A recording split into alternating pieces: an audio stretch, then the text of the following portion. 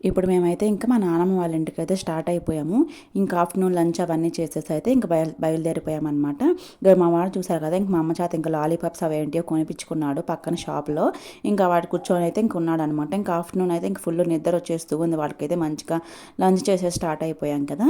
ఇక్కడైతే ఇంక మా నాన్నమ్మ వాళ్ళ ఇంటికైతే వచ్చేసాము. మా అక్కకైతే ఇంక బాబు పుట్టాడనమాట. చూడడానికి అని చెప్పేసి అయితే వెళ్ళామనమాట మా నాన్నమ్మ వాళ్ళ ఇంటికైతే. ఇంక మా అక్క వాళ్ళ ఇంటికి గాని వెళ్ళి చూసేసి అయితే వచ్చేసాము. ఇంక మా వాడు చూసా కదా! ఇప్పుడు పడుకొని అయితే ఇంక ఫుల్‌గా నిద్రపోతూ ఉన్నాడు. ఇక్కడ మేమందరం కూర్చొని అయితే ఇంక అలా మాట్లాడుకుంటూ ఉన్నాము.